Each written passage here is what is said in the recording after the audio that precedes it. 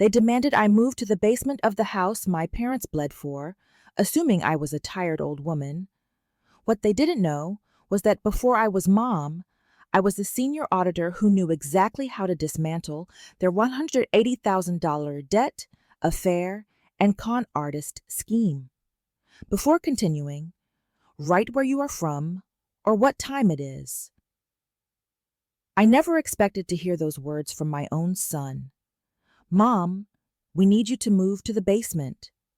The air went thin.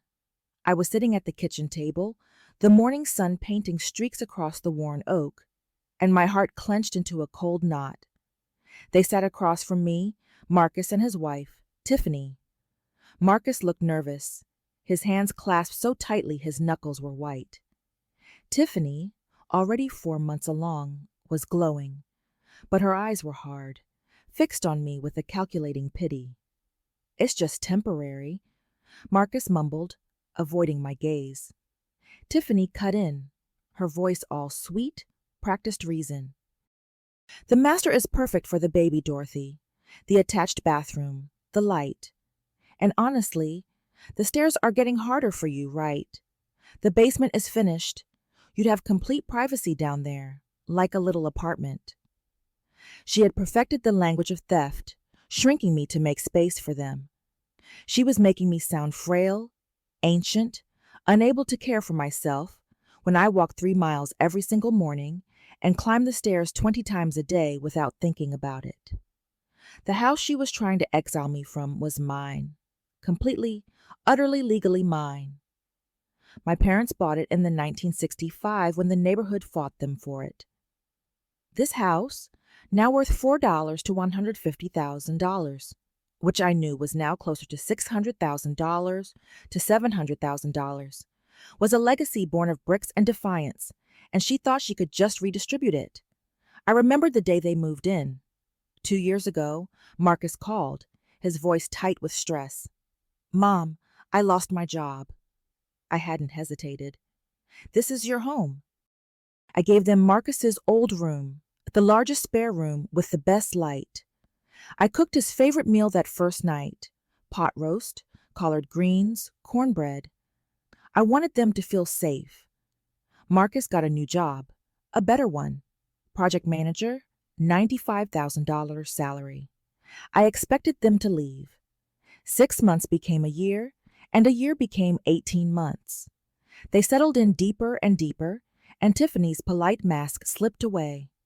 It started with the small thefts. These furniture pieces are so vintage. She said, vintage, like it was a disease. I came home one Sunday to find my mother's hand-stitched quilts, draped over the couch for 20 years, stuffed in the hallway closet. She'd rearranged the living room, trying to erase every comfortable, familiar corner.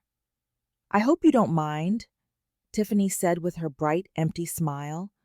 I thought I'd help by rearranging. It flows so much better now, don't you think? I wanted to scream, but I smiled back, letting the rage turn cold inside me. It's fine. That night, I waited until their bedroom door clicked shut. Then I moved everything back exactly as it was. The tension crackled the next morning. You didn't like my arrangement? Her jaw was tight. I just prefer it the way it was. I'm used to it. Marcus ate his breakfast, pushing eggs around his plate, pretending not to notice the tension. His silence was the first betrayal. He wouldn't meet my eyes. The demands escalated with the pregnancy announcement. Tiffany's excitement quickly became calculation. We need to set up a nursery, she announced. She looked at me pointedly. We were thinking your sewing room would be perfect. My sewing room. The room where my mother taught me to sew when I was 7, where the 1960s Singer sewing machine still sat, still worked perfectly. It was my sanctuary. You barely use it, Tiffany argued. It's basically storage. You don't need an entire room for a hobby. What's more important? Old fabric or your grandchild? She framed my refusal as selfishness, an offense against the baby. I looked at Marcus again, searching for my son. Mom, he finally said, studying his plate. We do need space for the baby, and Tiffany's right that the guest room is pretty small. My sanctuary, reduced to an underutilized space. That night, I stared at the ceiling in the master bedroom, the room where my mother took her last breath. I knew what was coming next. The basement demand. I had to decide if I would be the accommodating mother who made herself smaller or my father's daughter. The demand arrived 2 weeks later. My voice was small, defeated when I finally spoke. Can I have a few days to think about this? Tiffany's face tightened with impatience. What's there to think about? We need to start moving furniture this weekend. I already ordered a new bed for the master bedroom, king size. It's being delivered Saturday. She'd already ordered a bed for my room. She didn't need my permission. I let my hand tremble, letting them see the tired old woman they wanted. Okay, Marcus said, relief flooding his face. Take the week. We'll help you move Sunday. I sat there, my Bible in my lap, hands shaking. Not from fear, but from a fury so deep and cold it felt like ice in my veins. They thought they had won. The new king-size bed was already ordered for my master bedroom, and I knew the delivery truck would arrive precisely on Saturday. The door clicked shut behind them. I was alone, sitting in the master bedroom where my mother died, the room that was now slated to be Tiffany's playroom. They'd given me 1 week to pack and disappear. They'd given me 7 days to plan their ruin. I got up and went to my closet. I pushed aside the coats and pulled a fireproof box from the top shelf. The latch snapped open. Inside, under my insurance papers and Bernard's will, was the deed to the house, the original deed from 1965 with my father's signature, and the updated one from 2003. Dorothy Jean Washington, sole owner. Not Marcus, not my late husband, Bernard, just me. I looked at the documents. I wasn't just Mom. Before the collard greens and the carpools, I was Dorothy Jean Washington, senior auditor at one of Chicago's top firms. I knew how to follow money. I knew how to find what people tried to hide. The time for quiet accommodation was over. The next morning, I drove to the Loop to see Vernon Hayes, my lawyer. We'd gone to high school together 50 years ago. I sat in his office, the house deed laid flat between us. I explained everything, the 2 years of them living with me, the escalating demands, the quiet disrespect, the final, unforgivable basement demand. Vernon listened without interrupting. Dorothy, that house is yours, 100% yours. You can ask them to leave any time you want. He pulled out a legal form. This is a 30-day notice to vacate, legal eviction notice. The paper felt cold in my hand. My son's name would go on this. This is going to hurt, Vernon said, his voice gentle. This will damage your relationship. Our relationship is already damaged, I said, my voice quiet but hard. He just doesn't know it yet. I signed one copy for the records, but I didn't leave yet. Something was nagging at my auditor's brain. Vernon, tell me something, I said.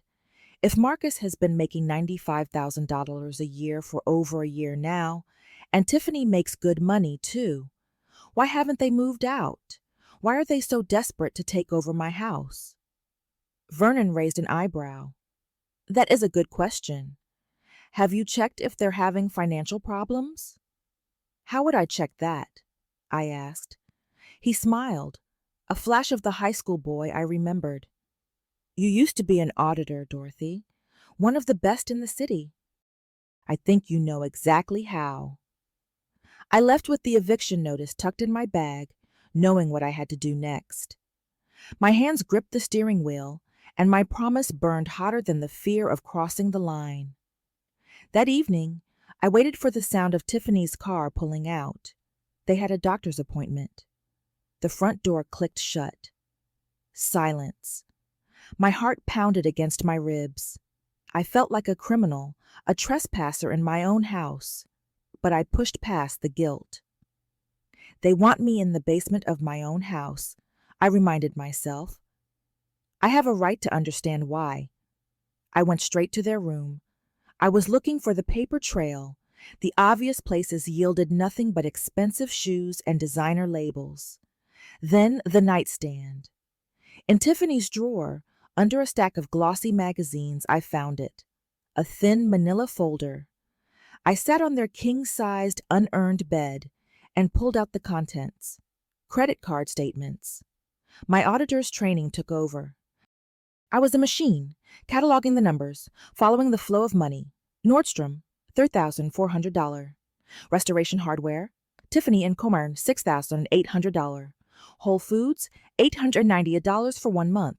SoulCycle membership, $450 a month. Equinox Gym membership, $500 a month. 15 credit cards between them. Every single one was maxed out or close to it. The final number swam before my eyes. Total debt, over $180,000. I understood everything. They weren't staying with me to save money. They were staying with me because they were drowning. They had spent themselves into a social media perfect oblivion. They wanted my house to bail them out. But I wasn't done. I slid the credit card statements back in the folder and moved on to the next set of lies. My hands were shaking, but the movement was quick and decisive. $180,000 in debt. My son and his wife were financially bankrupt. I put Tiffany's statements back exactly as I found them. I needed more. How were they managing this much debt? I moved to Marcus's nightstand. At the very back of his drawer, I found his old laptop. I opened it and turned it on, grateful he'd always been terrible about logging out of things. I went straight to his email, searching terms like payment, bank, transfer. There it was, correspondence with a name, Derek Chen, dozens of emails, stretching back months. They read like ransom notes. Yo, Marcus, need another 5 Divik by Friday or I'm telling Tiffany everything. Bro, I'm serious. You owe me $47 key dollar now. Pay up, or your wife finds out about Atlantic City. Last warning. Marcus had a serious gambling problem. He'd lost over $50,000 to this Derek Chen alone, and the man was blackmailing him. Marcus was paying gambling debt with credit card advances, stacking lies on top of financial ruin, all to hide the truth from Tiffany. I felt a surge of cold pity for my son. He was trying to take my house, but he was also being destroyed. I clicked out of his email and looked for Tiffany's secrets. I found them in her credit card statements. Charges to a cosmetic surgery center. Consultation $500. Procedure deposit $8,000. Breast augmentation $12,000. Rhinoplasty $15,000. She'd had extensive plastic surgery recently, paid for with credit cards he didn't know about. I found emails to the clinic asking about payment plans and hardship arrangements. They were both lying to each other, both hiding debts, both drowning. I had my evidence now. The blackmail emails, the credit card statements, the surgery invoices. I used my phone to take photos of everything, making sure the timestamps were clear. The silence of the room felt loud. I needed to understand the full picture. I needed to know who this Derek Chen really was. I put everything back, meticulous in my placement. I walked out, not a criminal, but an investigator with a loaded weapon. The next morning, while they were at their respective jobs, I called the one person who could deliver the full truth. Dorothy Jean Washington, a warm voice said when she answered. It was Sarah Mitchell, my old colleague from the auditing days, now a private investigator. I need a favor, Sarah, I said, my voice steady. I need you to run a comprehensive background check on 2 people and a deep dive on one other. I gave her Marcus and Tiffany's information and then the name of the blackmailer, Derek Chen. She promised me the report in 48 hours. While I waited, I kept digging on my own. I created a fake social media account, an anonymous woman interested in local news. I found Tiffany's profile and started scrolling through months of photos of her perfect downtown life. It was all there. Photos from a year ago. Tiffany at a club, arms around a man who wasn't Marcus. Her friends commented, "You're so bad." Then, 8 months ago, photos of Tiffany on dinner dates and a weekend trip to Miami, always with the same tall, handsome man. The friends' comments were telling. Is this the investment banker? Girl, you're playing with fire. I clicked on his profile. My blood ran cold. It was Derek Chen. The man who was blackmailing my son for gambling debts was having an affair with my son's wife. It was a setup, an elaborate, cold, and cruel plan. The complexity was staggering, and the house was at the center of it. I sat back, my mind reeling. My head snapped up from the laptop. The tires hissed on the wet asphalt outside. I was alone, connecting the dots of a double-crossing plot. Tiffany had been sleeping with the man who was bleeding Marcus dry. The sheer cruelty of it was a sharp sensory jolt. The original conflict, me versus them for the master bedroom, had escalated. It wasn't about space anymore. It was about the equity in the house, about Derek Chen's con artist endgame. I felt a sudden need to risk trust. I decided on a small, safe vulnerability ping with my son, hoping to get a tell. That evening, over dinner, a nice, temporary quiet moment, I watched them. Marcus was beaming, full of fragile, temporary pride. "I went to see Vernon today," I said, my voice casual. I paused, letting my shoulders fall slightly, letting him see a hint of the tired woman they wanted. "I was just checking on the house deed, making sure everything was in order, now that I'm getting older." Marcus froze, his fork halfway to his mouth.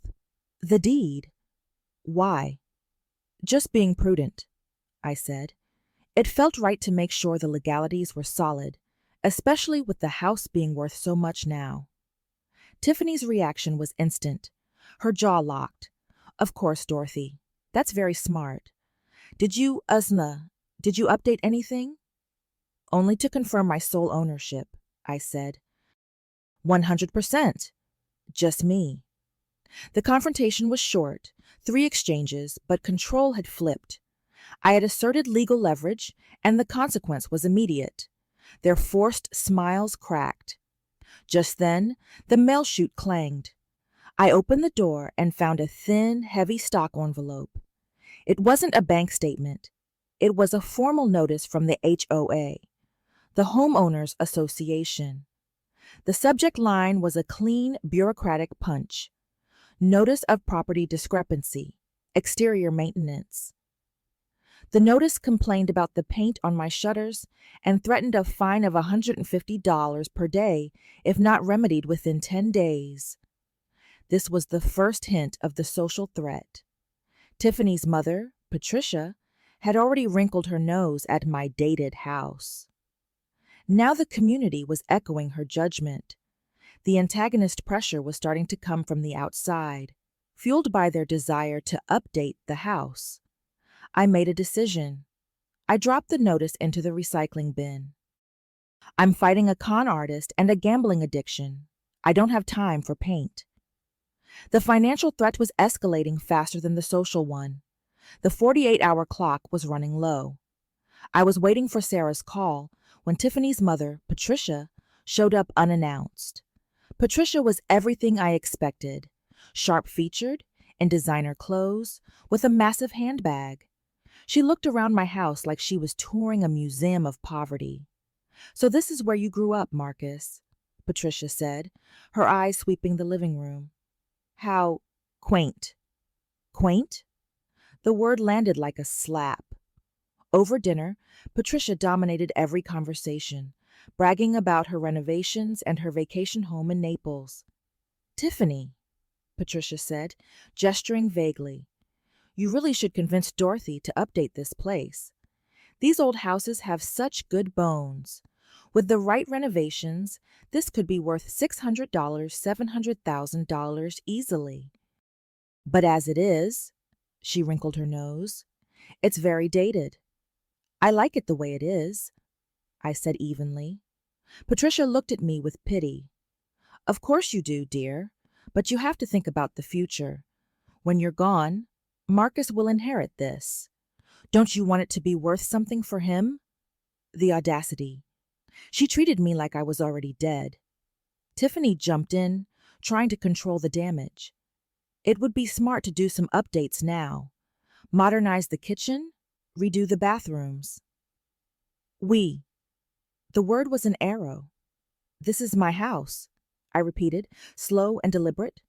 Patricia laughed. Light, dismissive, cruel. Well, technically, yes. But practically, Dorothy, you're retired. You don't need all this space. Marcus and Tiffany are building a family. It just makes sense for you to adapt. Adapt code for shrink, code for disappear. I looked at Marcus. He wouldn't meet my eyes. He was silent, complicit. The phone buzzed urgently on the counter. It was Sarah Mitchell. The look in her eyes said this was not a social call. The micro clock had run out. The phone was still vibrating in my hand. I walked into the kitchen, away from the tension, and answered it. Dorothy. Sarah's voice was low and urgent. This is more complicated than you know. I ushered Sarah in through the back door an hour later, while Marcus and Tiffany were at work. She spread papers across my dining room table. She didn't waste time on small talk. Your son Marcus has a gambling problem. It's worse than the emails suggest. He owes money to multiple people, at least $150,000 total, maybe more. He's been taking cash advances on credit cards to pay gambling debts. A threat swing. The cost had increased. Sarah pulled out another document. Tiffany has been involved with this Derek Chen for about 18 months, right around when they moved in with you, actually. 18 months. The duration was a knife. Derek is not an investment banker, Sarah said, her voice flat. He's a con artist. He targets wealthy couples, gets close to the wife, introduces the husband to gambling, then bleeds them dry. I felt a dizzying cold.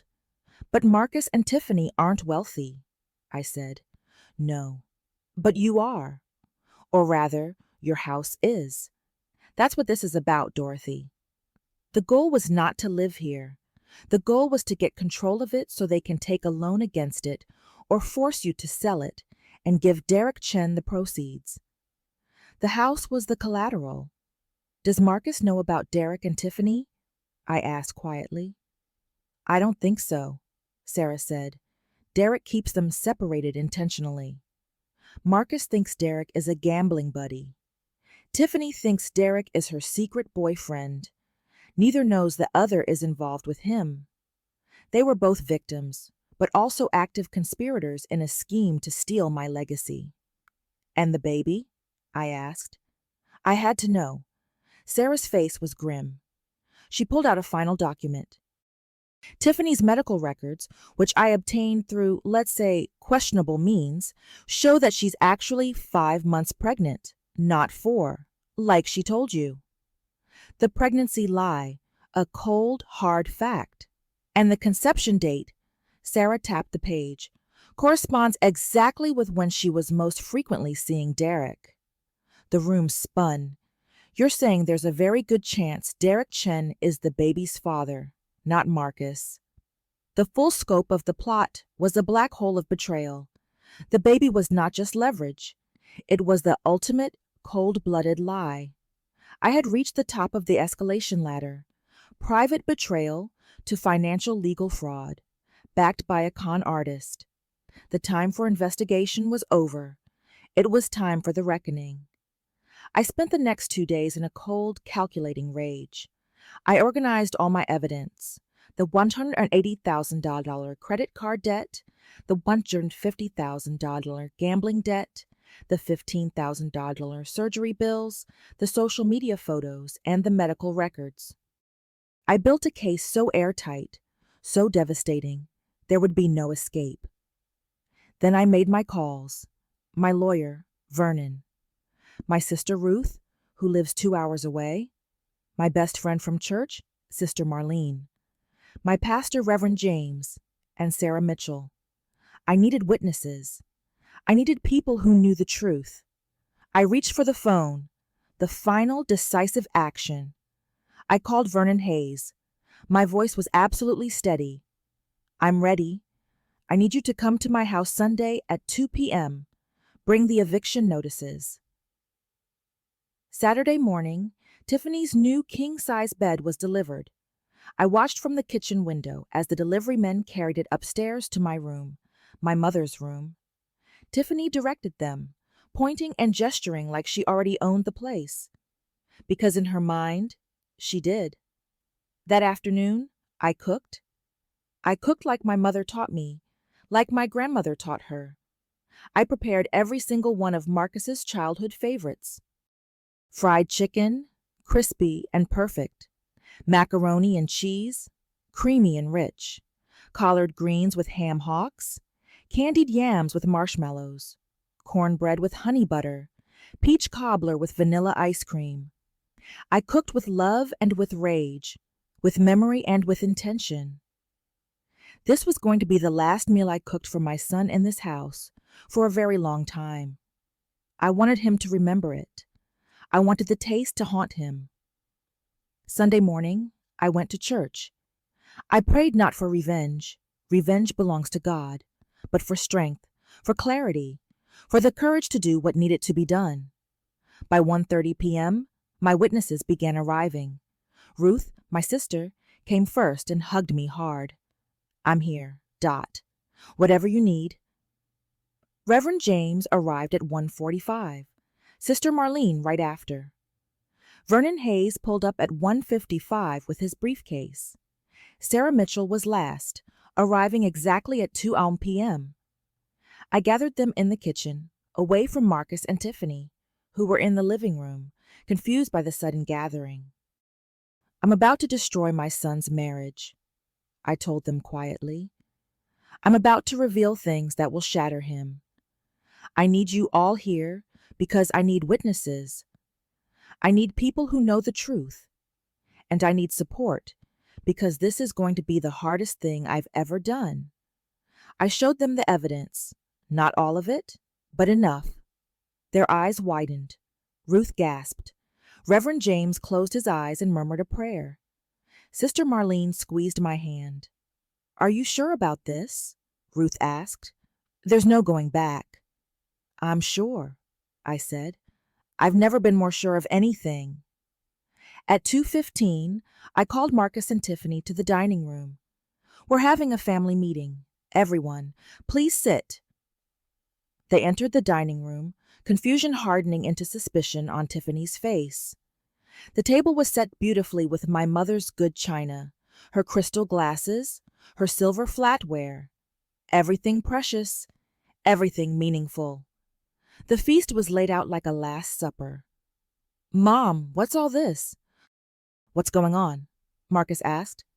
Sit down, I said calmly. Both of you. They sat. I served the food. Ruth, Reverend James, Sister Marlene, Vernon, and Sarah sat along the sides of the table. Marcus and Tiffany at one end, facing me at the other. We ate. The food was perfect like always. Marcus couldn't help but smile. Mom, this is incredible. Just like when I was a kid. I wanted you to remember, I said quietly. I wanted you to remember what home tastes like. Tiffany ate primly, making small comments about calories and pregnancy weight gain. She seemed nervous, uncomfortable with all the witnesses. When we finished the main course, I stood up. Before we have dessert, I have something to say, something to show you. I walked to the sideboard, where I'd placed the large folder. I returned to the table and opened it. Let me start, I said, my voice steady, by telling you a story. In 1965, my parents, James and Lucille Washington, bought this house. They paid $18,000. I pulled out an old photo. They were the first black family on this block. Our windows were broken. Our car was vandalized. A cross was burned in our front yard. Right there.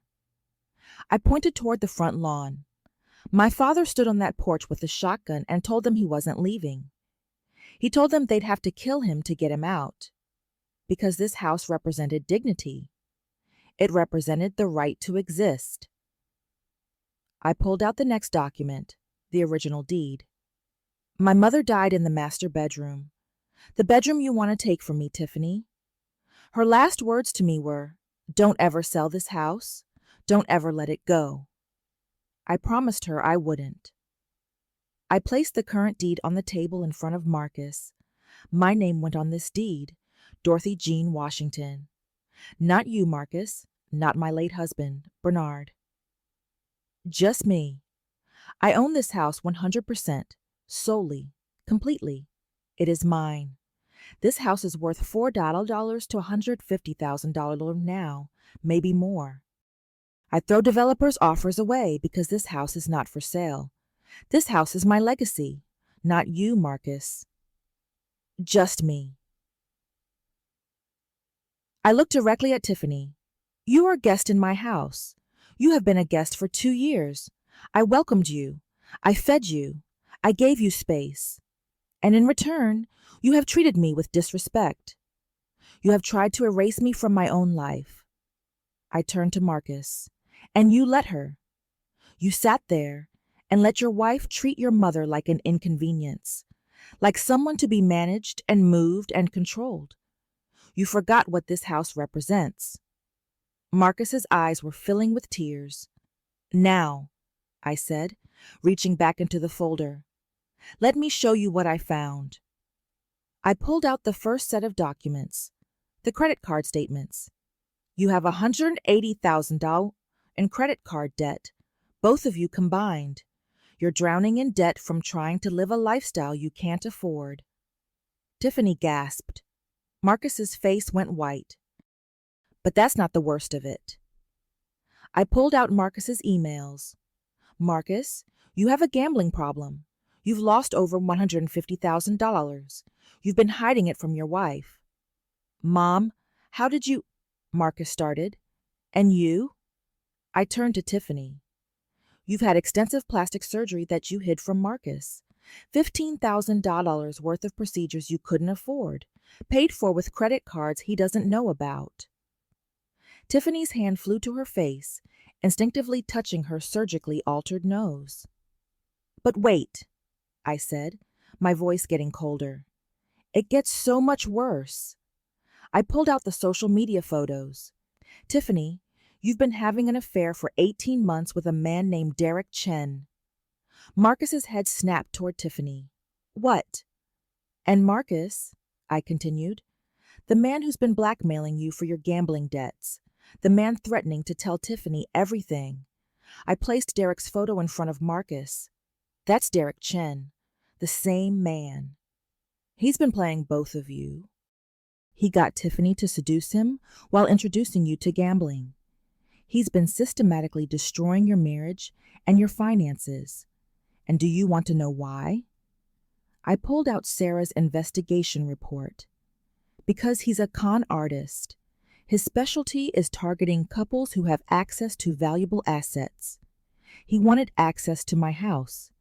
He convinced both of you separately that the solution to your problems was to take control of my property. The room was dead silent, except for Tiffany's quiet sobbing. And here's the final piece, I said, my voice breaking slightly for the first time. Tiffany, you told us you're 4 months pregnant, but according to your medical records, you're actually 5 months pregnant. And the conception date, I placed the medical records on the table, corresponds exactly with when you were most frequently seeing Derek, not Marcus. Marcus made a sound like he'd been punched in the stomach. He looked at Tiffany with absolute devastation. No. Tell me that's not true. Tell me this baby is mine. Tiffany couldn't speak. She just cried, her face buried in her hands. I don't know for sure if Derek is the father, I said more gently. Only a paternity test will tell us that. But the timing suggests it's possible, maybe even probable. Marcus stood up abruptly, his chair clattering backward. You? He looked at Tiffany like he didn't know her. You were cheating on me with the man who's been blackmailing me, and you might be carrying his baby. Marcus, Tiffany started.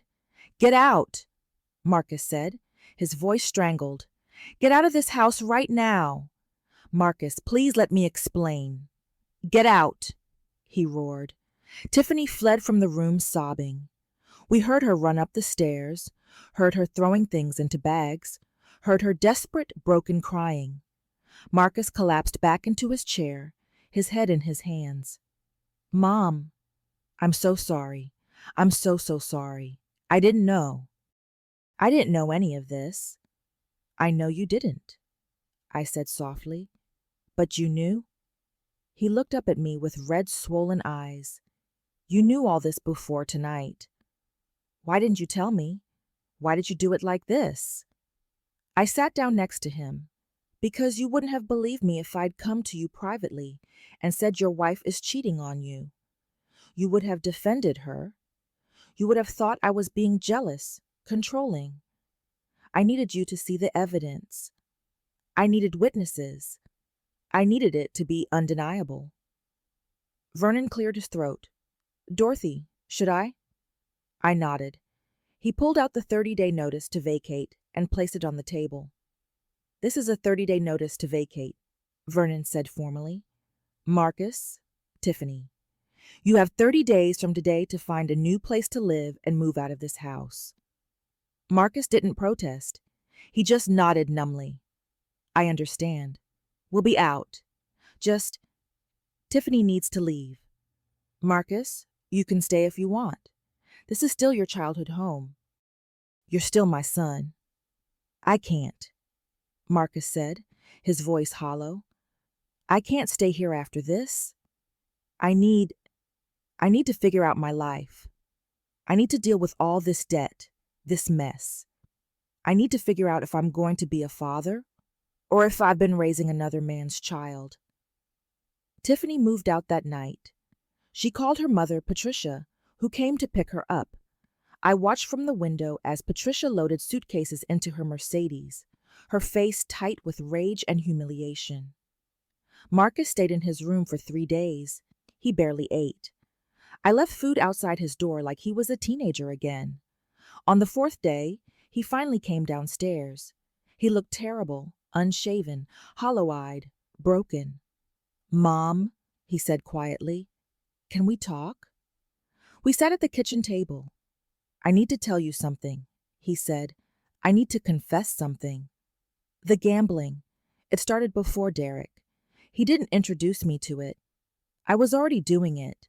Small bets at first, then bigger. I won sometimes, and it felt so good. It felt like I was smart, like I could beat the system. He laughed bitterly. But you can't beat the system. The house always wins. Why didn't you tell me you had a problem? Because I was ashamed. Because you worked so hard your whole life, sacrificed everything for me, and I was throwing money away on poker games and horse races. I knew you'd be disappointed. I am disappointed, I said honestly, but not because you have a problem. I'm disappointed because you didn't trust me enough to ask for help. He nodded, tears streaming down his face. And Tiffany. God, Mom, I loved her so much. I thought she loved me. How did I not see it? Love makes us blind.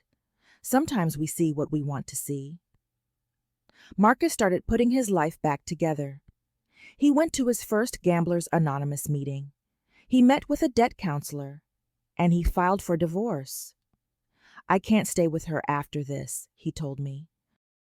Even if the baby is mine, I can't be with someone who betrayed me like that. Someone who was working with the con artist to steal from my mother. The divorce papers were served to Tiffany at her parents' house. She signed them, but then came the paternity test. Marcus arranged for a prenatal paternity test. It was expensive, but she agreed. The results took 3 weeks of waiting, wondering, hoping, dreading. I was with Marcus when he opened the envelope from the testing company. His hand shook so badly he could barely tear the paper. He read it once, twice. Then he handed it to me, unable to speak. Probability of paternity 0%. The baby was not his. Marcus collapsed onto my couch and cried like I hadn't seen him cry since he was a little boy. Deep, rocking sobs that shook his whole body. I held him, rocked him, let him grieve the loss of the child he thought was his, the future he'd imagined. "I'm sorry," he kept saying. "I'm so sorry, Mom. I brought her into your house. I let her disrespect you. I tried to make you move to the basement of your own house. I'm so sorry." "Shh," I soothed him. "You didn't know. You were manipulated. You were a victim, too. But I should have protected you," he insisted. "You're my mother. This is your house, your legacy, and I tried to take it from you." "But you didn't," I said firmly. "Because I didn't let you. Because I stood my ground. Just like my father taught me." Eventually, Marcus pulled himself together. "And Derek, does he get away with this?" I smiled slightly. "Actually, no. Sarah Mitchell took all the evidence of his con artist activities to the police. They're building a case against him for fraud, extortion, and blackmail. He's currently in custody." Marcus's eyes widened. "Really? Really?" "He targeted the wrong family," I said.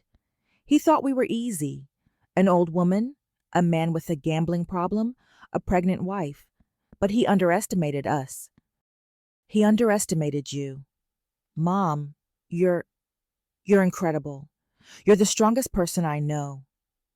6 months later, Marcus moved out. Not because I kicked him out.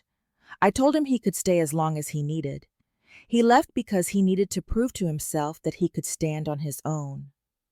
He got a small apartment, continued his GA meetings, his therapy, and his debt repayment plan. It would take him years to pay off everything, but he was committed. We had dinner together every Sunday at my house, just the two of us. "I took you for granted," he admitted one Sunday. "I took this house for granted. I never asked about its history, about what Grandpa and Grandma went through. I just assumed it would always be here, like air, like something I was entitled to." "But now you know," I said. "Now I know." He looked around the dining room at the walls that had stood strong for 60 years. "When you die, Mom, and I hope that's not for a very long time, what happens to this house?" I pulled out a document I'd had Vernon draw up. "I've updated my will. The house goes to you, but with conditions. You cannot sell it for at least 20 years after my death," I said. "You can live in it, rent it out, whatever you need to do, but you cannot sell it. This house is a testament. It's proof that your grandparents survived, that they fought, that they won. I need you to protect that legacy." Marcus read the will, tears in his eyes. "I promise, Mom. I swear to you, I will never let this house go." Tiffany gave birth to a boy. She named him Derek Jr. She went back to Derek Chen after he got out on bail, convinced he loved her. The delusion didn't last long. Derek was convicted of fraud 6 months later and sentenced to 5 years in federal prison. Tiffany was left alone with a baby, no husband, no money, and a family that had disowned her. I ran into Tiffany once randomly at the grocery store. She was pushing a stroller, looking exhausted and defeated. "Dorothy," she said quietly. "Tiffany." We stood there in the produce aisle. "I'm sorry," she said finally, "for everything. I was messed up. I made terrible choices." "Yes, you did. I really am sorry about the house, about how I treated you, about Marcus, about all of it." She looked older than her years. The polish was gone, the designer clothes replaced with Target basics. I believe you're sorry, I said, but sorry doesn't undo the damage. I know. She glanced down at the baby. He's beautiful, isn't he? He's innocent, I said. He didn't choose any of this. How is Marcus? He's healing. He's getting better. He's rebuilding his life. I'm glad. She sounded sincere. He deserves to be happy. He's a good man. Better than I deserved. Yes, he is. And yes, you're right about that. I watched her walk away, pushing the stroller. I felt no satisfaction in her downfall, but I didn't regret what I'd done. Because the alternative was worse.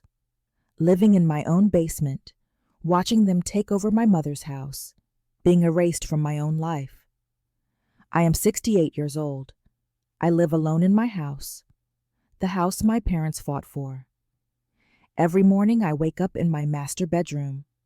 I sit in my living room surrounded by my family's photos, my mother's quilts, my father's memory. Marcus comes for dinner every Sunday.